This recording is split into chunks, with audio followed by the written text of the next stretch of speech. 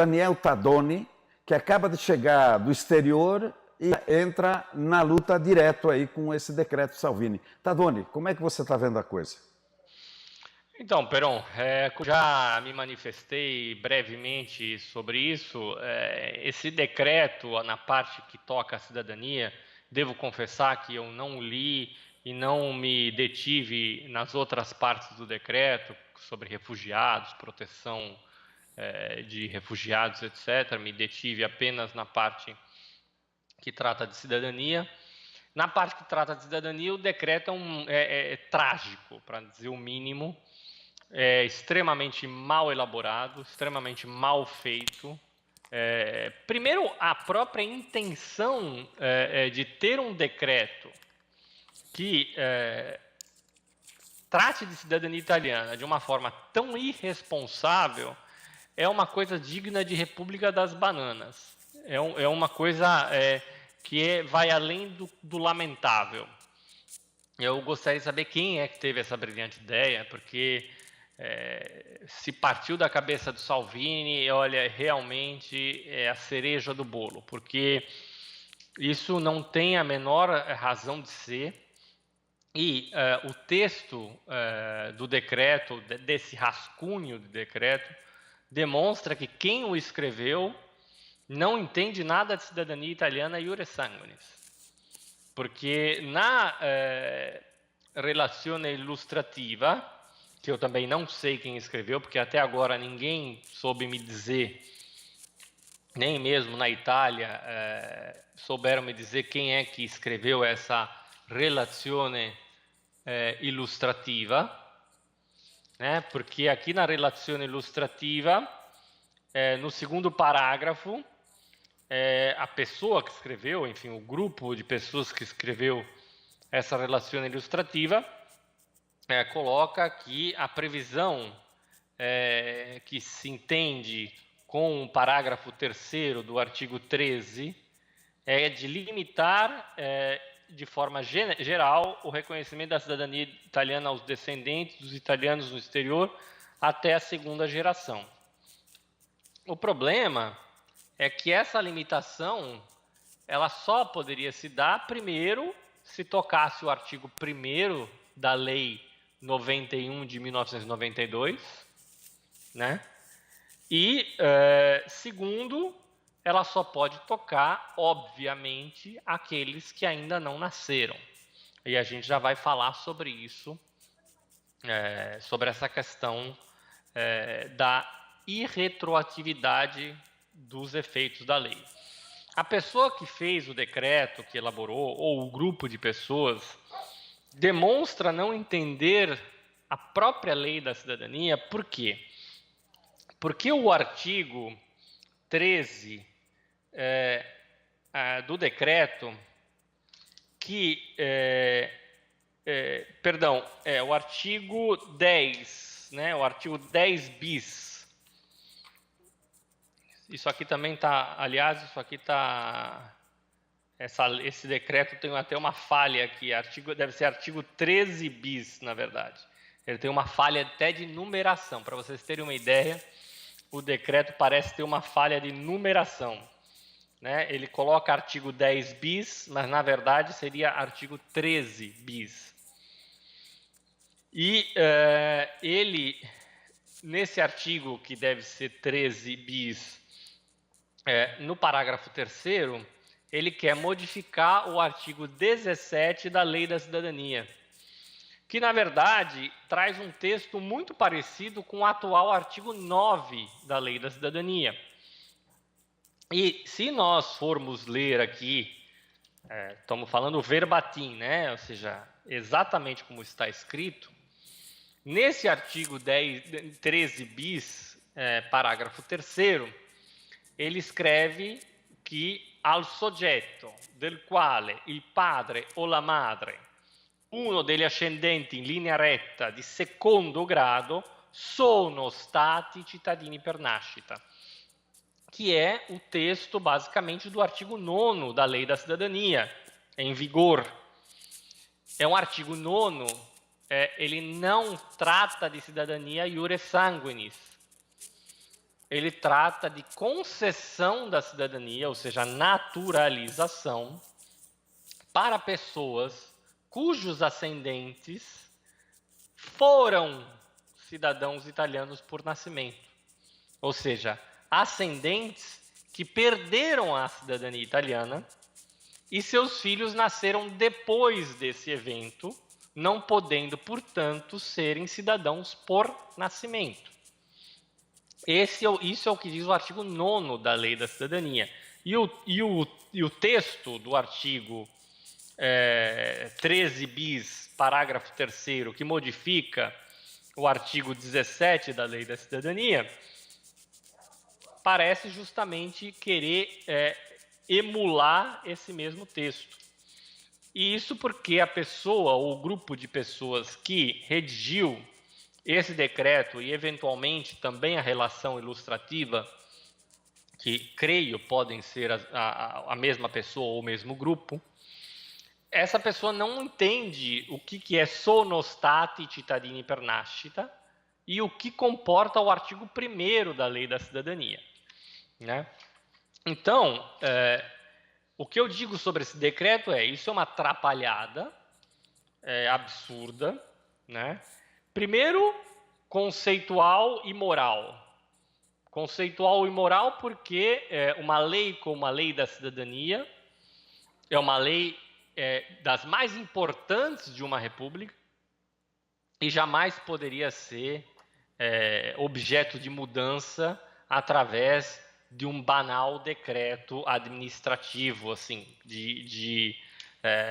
falando sobre coisas mais simples da administração pública, né, e dos fundamentos do Estado, né? A cidadania é um bem dos mais importantes numa república, no Estado, como é que...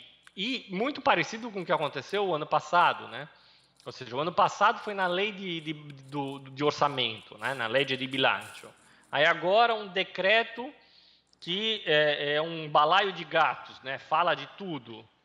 Então, ou seja, nós dissemos isso na campanha eleitoral, né? A lei da cidadania tem que receber algum tipo de mecanismo, que eu nem sei como seria possível, para que ela não possa ser mudada de uma forma irresponsável.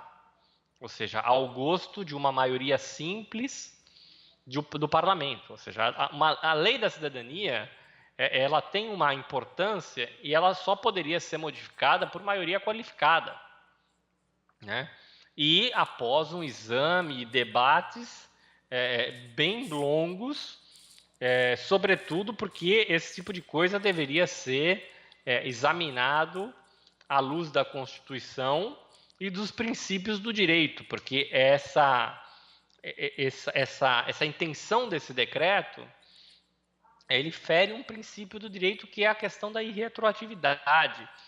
E por que ele faz isso? Primeiro, porque a pessoa ou o grupo de pessoas que redigiu isso não sabe que a cidadania italiana, como prevista no artigo 1º da Lei 91 de 1992 e também pelo artigo 1º da Lei 555 de 1912 e também pelo próprio Código Civil de 1865, a lei, esse histórico de leis prevê que o cidadão nasce italiano, né? Eu preparei aqui justamente por isso aqui, ó. O reconhecimento da cidadania comprova, mediante verificação documental, que um indivíduo nasceu italiano e não que se tornou italiano. É incrível porque nos consulados, salvo raras exceções, nos municípios na Itália, e como se vê até dentro do próprio Ministério do Interno, há pessoas, e na administração como um todo, políticos, isso fica evidente, até próprias pessoas envolvidas com comunidade italiana, as pessoas não conseguem parecer querer entender que nós, que somos descendentes de um italiano emigrado, se nossa história de vida cumprir com todas as exigências documentais, nós nascemos italianos. Nós não nos tornamos italianos a partir do momento do reconhecimento da cidadania, seja no consulado, seja na Itália. E as pessoas falham ao entender isso. Quando o reconhecimento é finalizado, ou seja, uma prática administrativa e, por vezes, muito mais raramente judicial, a pessoa ela é declarada cidadã italiana desde o dia em que nasceu. Ela não se torna italiana a partir daquele dia. Ela é italiana desde o dia em que ela nasceu. E as pessoas que lidam com isso, de forma geral, parecem não entender essa coisa que define totalmente o que é a cidadania italiana. Né? É uma característica básica da cidadania italiana.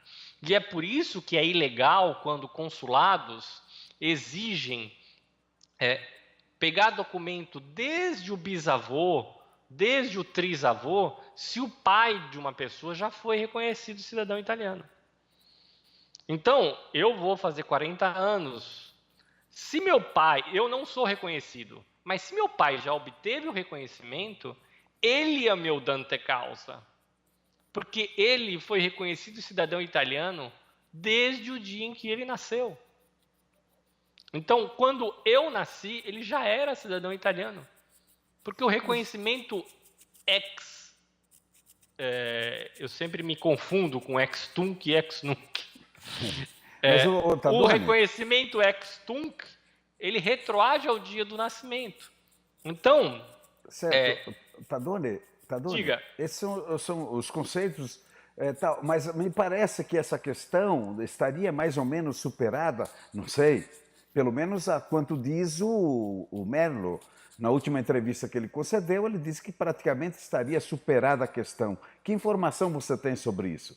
Quer dizer, esse imbróglio todo. Eu conversei com o Merlo ontem, né? Eu ainda estava fora do Brasil, quando eu conversei com ele ali por volta da hora do almoço. E ele também me disse isso, né? Ele me disse, olha, acredito que essa parte de segunda geração não vai mais constar do texto. E eu disse a ele, eu falei, olha, ótimo, mas o ideal é que simplesmente esse decreto esqueça a cidadania. Porque cidadania não se trata dessa forma.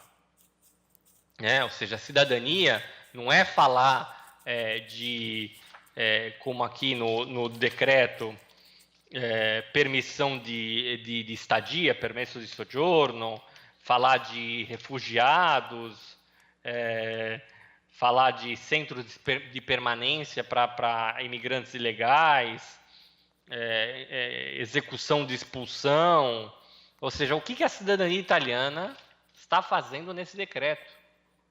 Ou seja, isso é uma sandice, isso é um absurdo, né? Isso poderia até prever no decreto, por exemplo, a questão da revogação da cidadania italiana para pessoas que se naturalizaram e cometeram crimes. Eu sou a favor. Ou seja, eu acho que isso pode ser matéria do decreto. Tudo bem, não vejo... Eu preferiria uma mudança da legislação feita organicamente, de uma forma pensada enfim, no processo legislativo normal. Como disse o próprio Merlo, subsecretário agora, ele disse que isso é um assunto que tem que ser discutido amplamente, ele prefere que seja assim, pelo CGIE, pelas comunidades, porque há uma diversidade até de entendimento entre a Europa, a América do Sul, etc. e tal. Esse debate, quer dizer, nós estamos de ano em ano sendo surpreendidos por caroneamento de um tema que não diz respeito naquele momento, não está havendo um debate, está havendo uma reação da parte dos interessados e, do outro lado, uma tentativa de fazer fortuitamente entrar de carona esse tema em algum... Isso demonstra, na sua forma de ver, demonstra aquela tentativa, a velha tentativa de fato limitar. Como é que não podemos interpretar isso aí? Eu acho toda essa situação é muito complexa. Primeiro, é o que eu já disse, né? Ou seja, primeiro é uma modificação de uma lei tão importante, tão fundamental da República, por meio de ferramentas e de artifícios absolutamente inadequados, né? Então, essa é a primeira coisa. A segunda coisa parece que os italianos não entendem quem são os descendentes. Né? Eu entendo a reclamação de que muitos descendentes pouco se importam com a Itália e que uma grande maioria não fala italiano. Isso eu entendo o sentimento do italiano. Basta a gente pensar com a cabeça de brasileiro e a gente vê, de repente, pessoas que obtêm a nacionalidade brasileira e não falam uma palavra de português. É uma coisa que, se a gente colocar o outro lado, a gente vai entender que é, de fato, um sentimento e uma impressão que causa algum desconforto justificado, né? É compreensível. Então, se eu fosse um italiano nascido na Itália e criado todo o meu percurso de educação e, de repente, eu visse um descendente, seja de qual geração for, ele pode ser filho, ele pode ser neto, bisneto, trineto, isso não importa.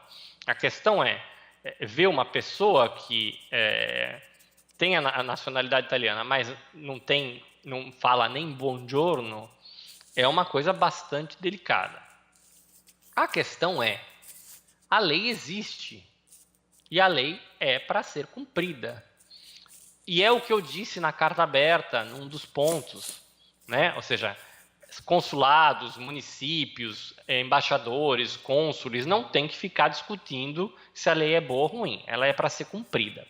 Eu sou totalmente a favor de que a lei seja rediscutida. Porém... Você advoga também aquela sorta de jus cultura? Eu advogo que a lei seja rediscutida de uma forma ampla, né? Que seja uma lei mais clara, e que não apenas exista a lei, mas depois exista um segundo momento de regular cada um dos artigos da lei.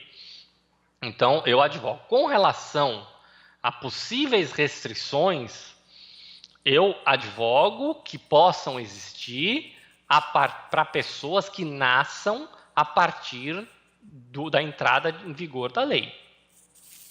Então, ou seja, hoje em dia, as pessoas que são descendentes não podem mais alegar, em sua esmagadora maioria, desconhecimento da possibilidade de serem cidadãos italianos.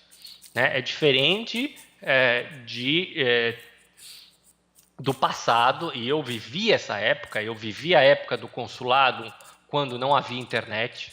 O consulado dizia o que queria para as pessoas e as pessoas tinham que engolir, porque era uma época em que a gente procurava ir ao consulado para consultar a lista telefônica, porque não existia internet, não existia nenhum tipo de acesso à informação. Então, o que eu quero dizer com isso?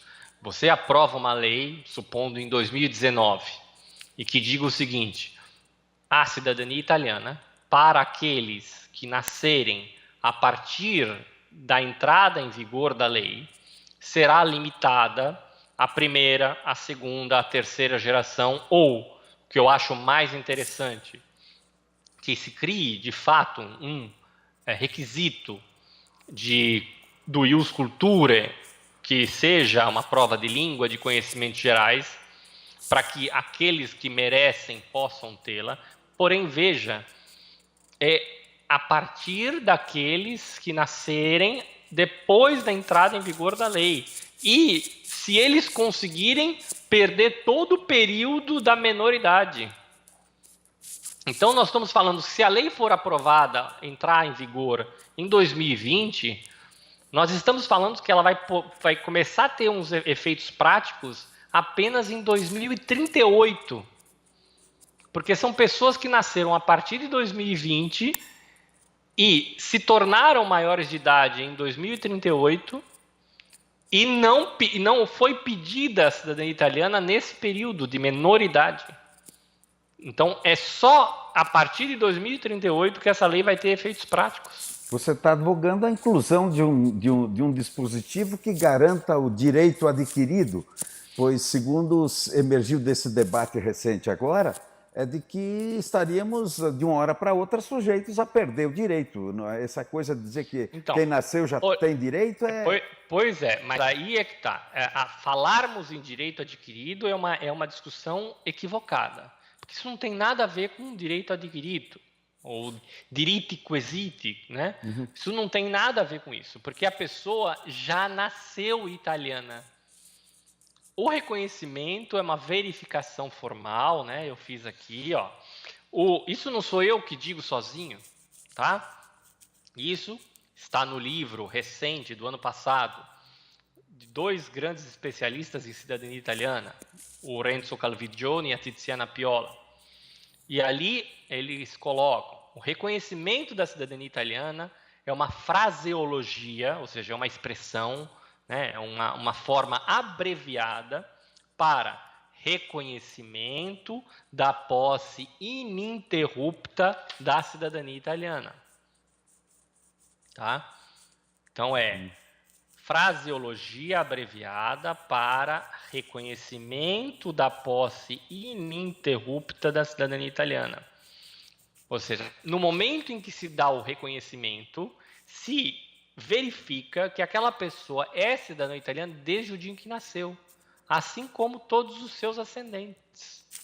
Né? Certo. E nós... Então, na prática, só para finalizar essa parte aqui, na prática, trata-se de reconhecer que um indivíduo sempre foi cidadão italiano desde o seu nascimento, pois já no momento do seu nascimento foi-lhe transmitida a cidadania italiana e a posse do status civitatis nunca cessou até o momento presente, ou seja, de quando ele faz o pedido.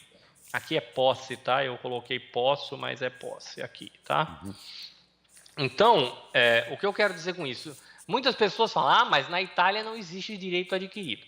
Isso não tem nada a ver com direito adquirido. A pessoa já é cidadã italiana.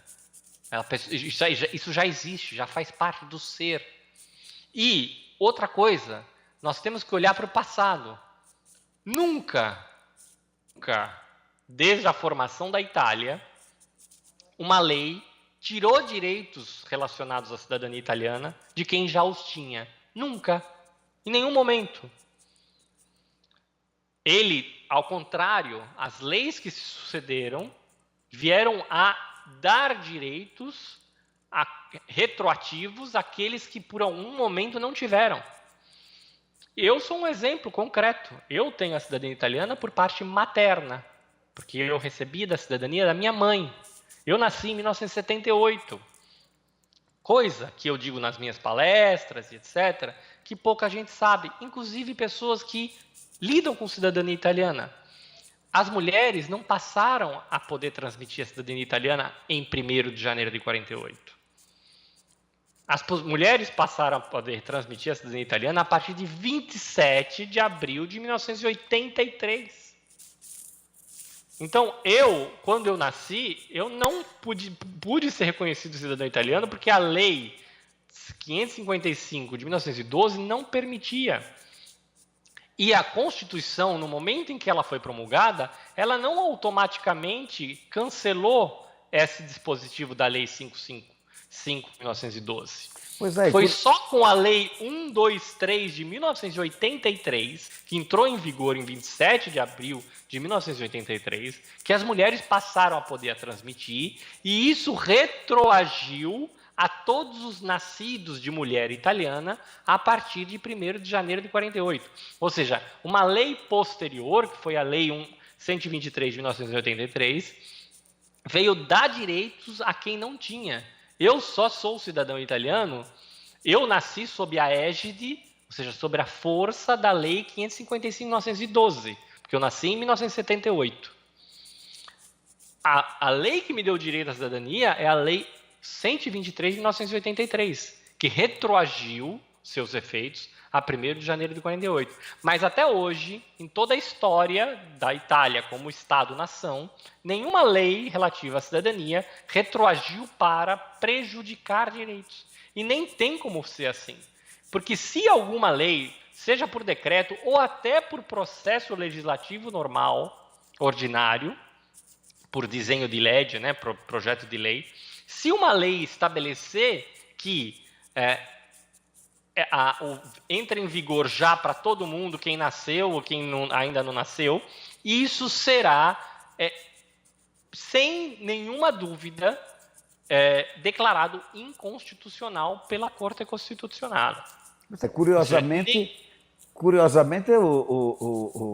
esse decreto ele aborda essa questão também favorecendo essa tese. Essa tese não, reconhecendo o que os tribunais até agora reconheceram. Está inscrito lá também a questão da descendência pelo lado materno. Entretanto, passado esse imbróglio, vamos admitir que, então, como as últimas informações que tem é que possivelmente vão retirar essa parte do texto, se isso acontecer. Tiraram apenas o bode da sala? Não, pois é, esses são os outros problemas que agora apareceram pequenos diante dessa ameaça do decreto, né? Na carta aberta, eu falo de 20 questões, há outras, até que eu depois me lembrei, poxa, deveria ter abordado isso, aquilo outro. Né? Primeiro, porque toda matéria que envolve a cidadania dá um poder discricionário absurdo, como, por exemplo, a questão de erros de sobrenomes, erros de datas, né? Ou seja, isso deveria ser, de alguma forma, minimamente regulado. Eu até entendo por que nunca foi. Porque, na verdade, o legislador, ou seja, o corpo, o parlamento italiano, nem em 1912, nem em 92, curiosamente, ele legislou pensando nessas gerações tão distantes. Né? Em 1912, nós falávamos dos filhos dos italianos que tinham emigrado. Né? Ou seja, a Itália tinha a previsão da cidadania no Código Civil de 1865, mas em 1870, 1875, começa a grande imigração, né? Os italianos começam aos milhões a emigrarem, e aqueles que retornam passam a ter problemas, né? E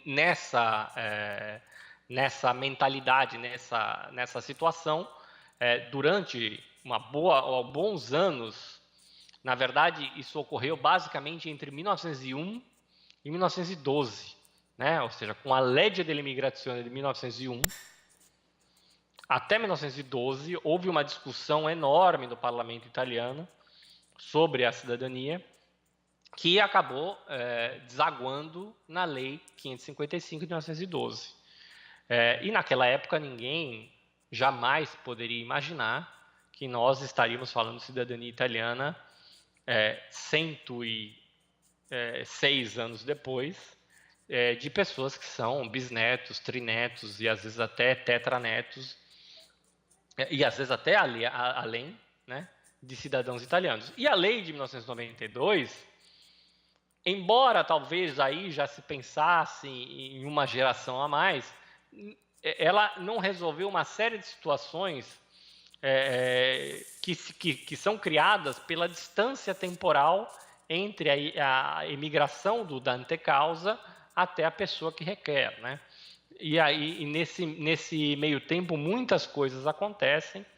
Então, são várias questões pouco tratadas e mal resolvidas, e elas estão na carta aberta que eu fiz, que é a matéria da revista Insieme desse mês. E o lamentável de tudo isso, Peron, repito, é tratar a cidadania dessa forma tão irresponsável, tão leviana, tão de uma forma sem a seriedade que o tema merece. Pois é, Né? Então, você num primeiro tempo, inclusive, procurou acalmar, achando que, esse pelo menos é o que foi visto, achando que essa era uma questão não muito séria. Você parece que mudou um pouco de ideia. E qual é, na tua forma de ver, que estratégia deve tomar a comunidade, as nossas lideranças, continuar protestando? O que devemos fazer? Cruzar os braços? olha, eu acho que o passo principal foi dado pelo Merlo e eu sei que ele está pessoalmente envolvido nisso. Foi pego de surpresa, o que é lamentável, né? Isso também é um pouco fruto da coalizão de governo, que é uma coalizão pouco coesa, né? Ou seja, temos duas forças que em parte se sobrepõem, enfim, o que me deixa um pouco preocupado, né?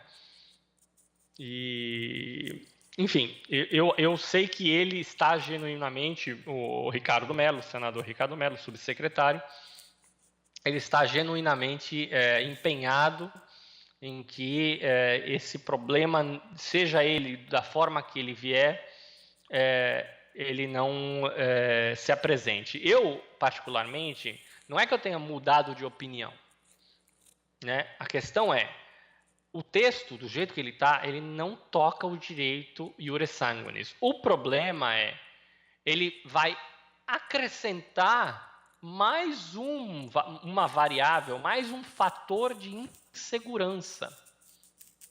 E isso não é bom para ninguém. Os consulados, apesar dos pesares, agem com alguma coordenação. Agora, os 7.954 municípios italianos, não. Então, um município italiano vai ler isso aqui e vai poder dizer, ah, não, você é bisneto, você não tem direito, tchau. E aí a pessoa vai ter que fazer. Isso já vem acontecendo. Porque tem município na Itália que quer aplicar para o cidadão que é bisneto, trineto de italiano, ele quer aplicar o artigo 9º.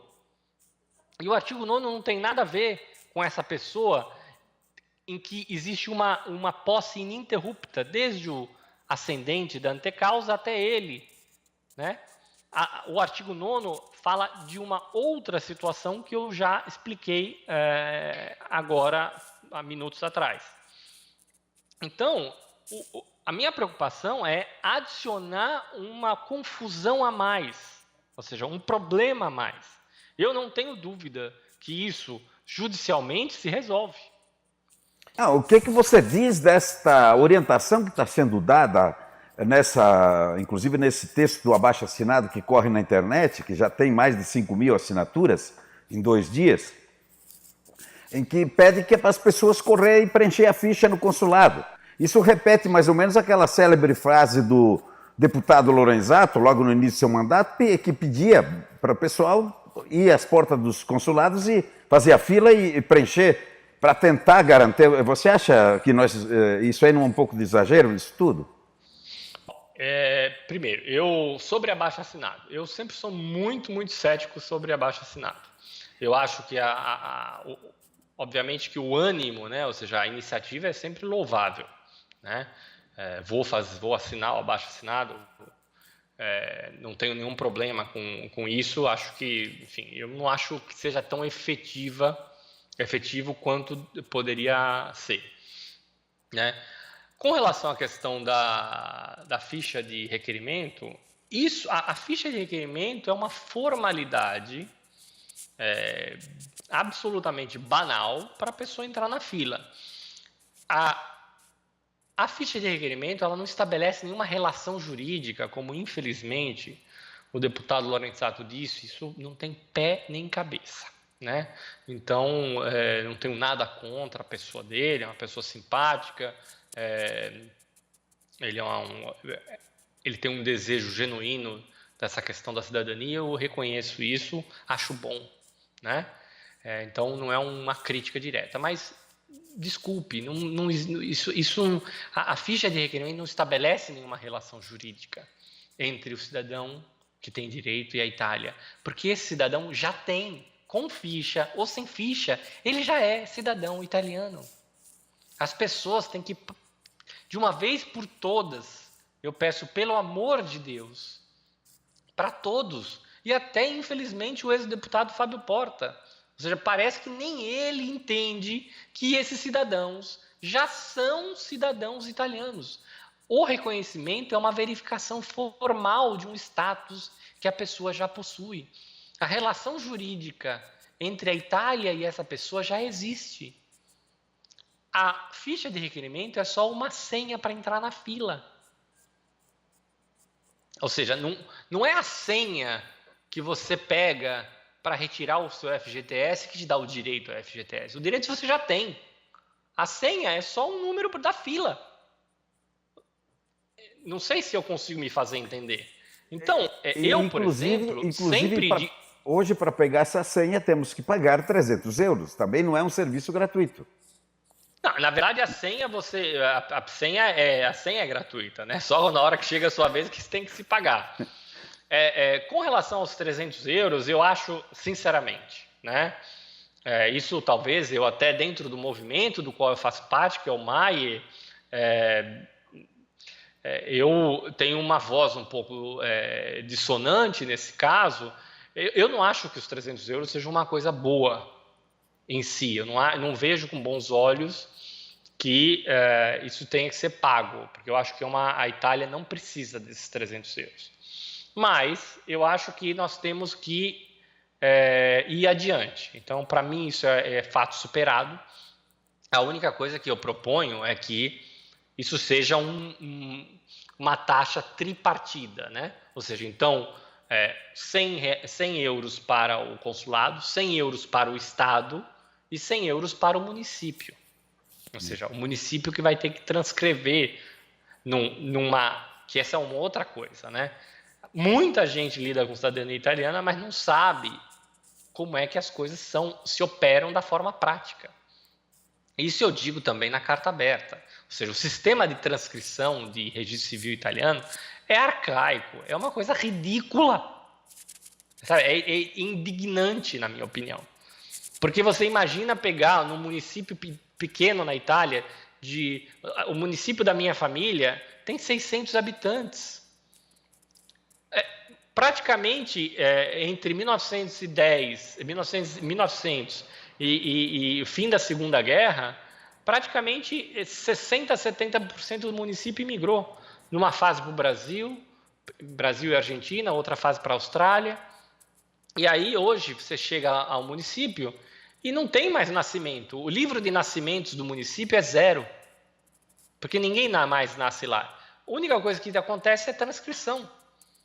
E aí você tem que sobrecarregar uma pessoa de uma população que nem está lá, porque é uma população que está fora, para um sistema de transcrição em que as pessoas não têm a menor ideia, mas a pessoa pega uma certidão de nascimento inteiro teor, que às vezes possui 2 páginas com anotações de casamento, de óbito, averbação de divórcio, e a coitada da funcionária tem que transcrever tudo num outro livro. Ou seja, é uma coisa completamente sem motivo de ser assim, né? Então, isso a gente pode falar em outro vídeo sobre a carta aberta. Mas, enfim, os 300 euros eu acho que é uma questão superada. Vamos adiante. A questão é que, essa é outra pergunta. Onde estão as somas recebidas pelos consulados? Ou seja, eu me pergunto porque aqui no Nordeste, com o cônsul aqui em Recife, eu sei o que vem acontecendo. O consulado de Recife vai mudar de sede, então naturalmente está numa fase de transição. Embora a fila esteja andando num passo mais apressado, eu acredito que o ano que vem nós vamos ver os frutos dessa verba, né? Estou muito otimista, né? tem um cônsul extremamente colaborativo e de boa vontade. O que eu, como presidente do Comitê do Nordeste, não posso é forçar os presidentes dos outros comitês a fazerem. Eu já pedi, peçam para cada consulado quanto é que eles receberam da taxa. Ninguém pede. Eu quero saber o que os meus colegas têm feito com relação a perguntar para os cônsules onde está sendo empregado esse dinheiro. Ou seja, o consulado de São Paulo recebeu mais de 400 mil euros. O que foi feito na prática? Será que nós não temos o direito de saber? Ou seja, o FOIA, o Freedom of Information Act, né, que é direito de acesso agli atti amministrativi. Por que nós não exercemos essa prerrogativa? Ou seja, o que está sendo feito? O Consulado de São Paulo, que é o maior, que tem a maior fila.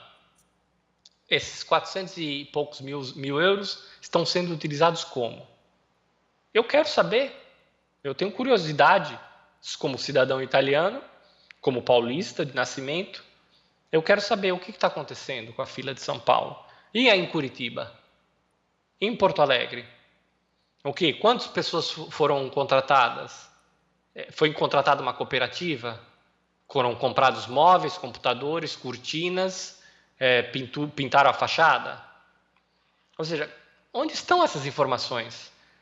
O dinheiro não chegou em março? Não foi em março que chegou o dinheiro? Cadê? Nós já estamos em setembro.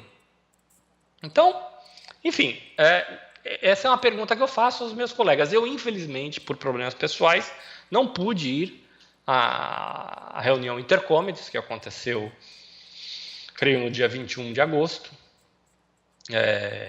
Mas essa é uma pergunta que eu deixo no ar aí, até para a revista Insieme.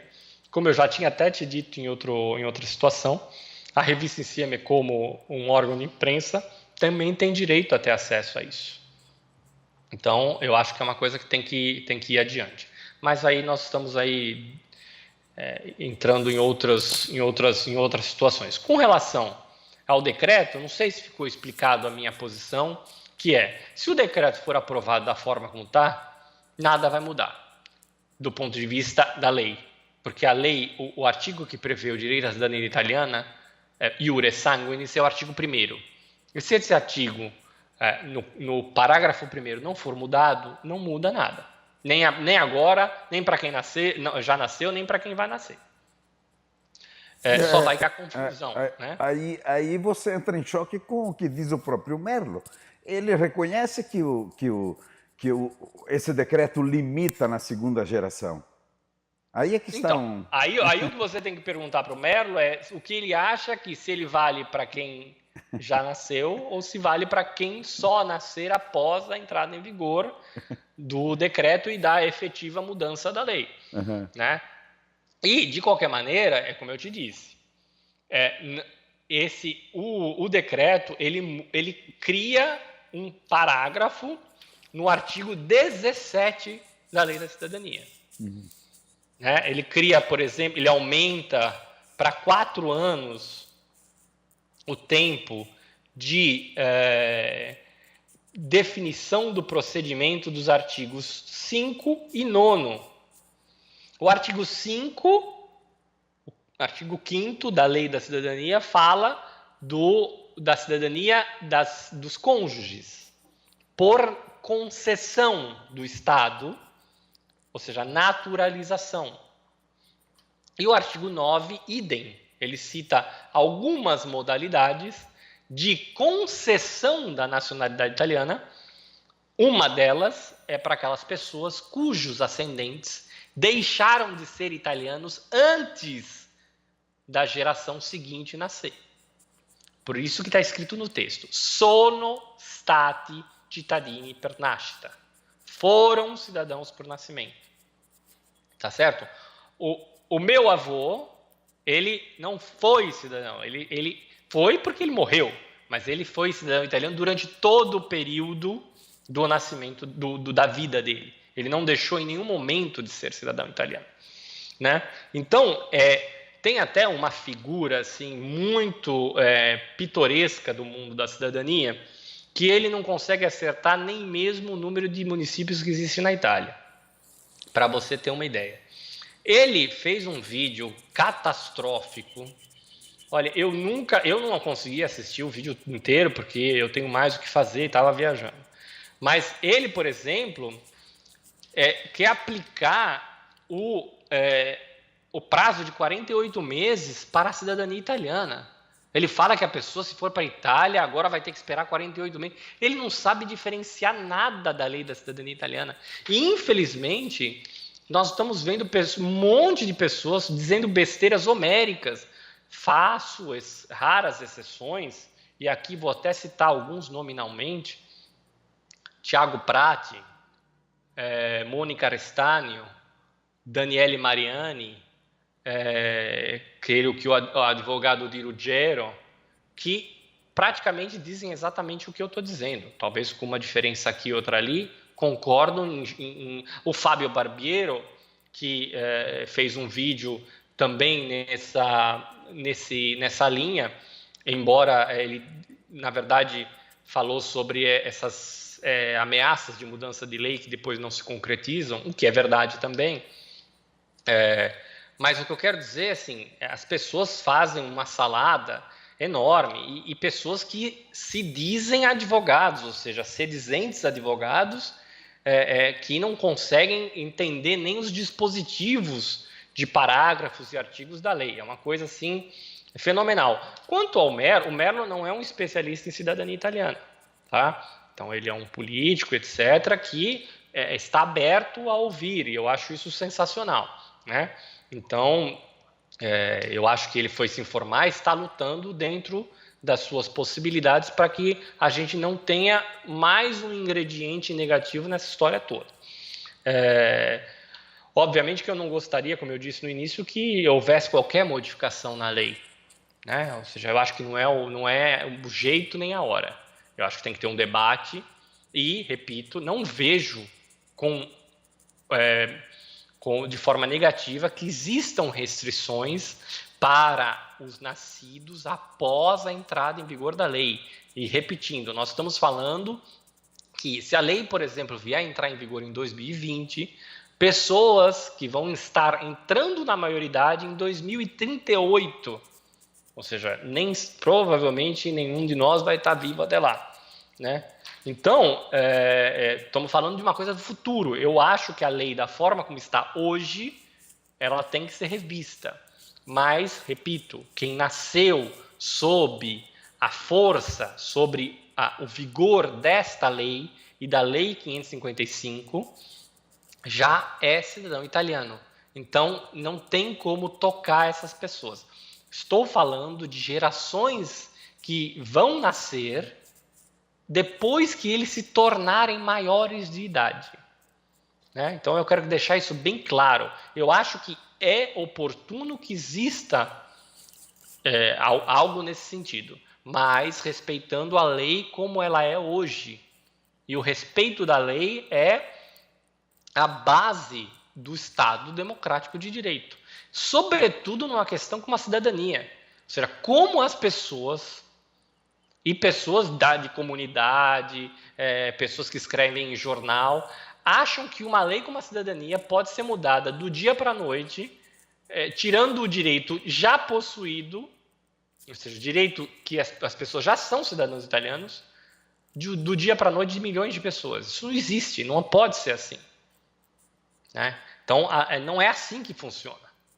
Porque, infelizmente, repito, as pessoas não sabem a diferença entre atribuição automática pelo nascimento e concessão estatal. A cidadania italiana iure sanguinis não é uma concessão discricionária, ou seja, sob a vontade do Estado. Ela é automática a partir do momento em que se comprova a ligação de perfiliação, ou seja, de reconhecimento em cadeia desde o cidadão italiano até o requerente. né? Ô, Radoni, Então, diga. se me permite, eu faria uma última pergunta. Exatamente em cima do que você acaba de dizer, perfeito, você está sendo bem claro na tua didática, inclusive com um linguajar que não é o juridiquês que as pessoas não entendem. Mas você não acha que sem essas dificuldades ou essas dúvidas suscitadas por um decreto como este, já temos confusão que chega nos consulados e nos municípios? Você não acha que com um decreto desse, se vamos dizer que aconteça esse decreto, você não acha que isso vai bagunçar de vez? O pessoal vai se valer do entendimento que, de repente, você vai ter que corrigi-lo um a um nos tribunais? Sem dúvida nenhuma. Com relação a isso, não há dúvida. Eu acho que num primeiro momento, isso vai ser uma confusão grande. Não há a menor dúvida. Se isso, da forma como está, entra em vigor, num começo, isso será de fato uma bagunça. Será necessário aguardar decisões judiciais, parere del Consiglio di Stato e outras situações, eventualmente a declaração da Corte Constitucional, e ver como as coisas caminham depois, ou eventualmente uma regulação específica do Ministério do Interno. E isso aí eu teria que aguardar. Mas, num primeiro momento, óbvio que existe um potencial de confusão enorme, por isso que eu acho tudo lamentável, né? Tem que ver, eu acho que a gente também não pode ficar discutindo sobre um rascunho de projeto, né? Ou seja, então, lembrando que o decreto promulgado, ele tem que ser aprovado pelo parlamento. Se ele não for aprovado pelo parlamento em seguida, ele depois de um período perde, creio que são 60 dias, ele perde a eficácia, ele perde o vigor, sai. Então, Peron, eu não posso crer, nem quero crer que a Itália, que também é o meu país, legisle de uma forma tão irresponsável um assunto tão importante quanto a cidadania. Então, eu espero de fato que as pessoas envolvidas tenham um pouco de bom senso, né, e retirem essa parte totalmente. Se for para deixar a parte sobre as mulheres e a retroatividade dos efeitos para os filhos nascidos antes de 1948, é óbvio que eu sou a favor, eu acho que é uma justiça que é muito esperada. Gostaria de ver também, obviamente, as pessoas de língua e cultura italiana que emigraram de territórios que pertenceram ao Império Austro-Húngaro, né?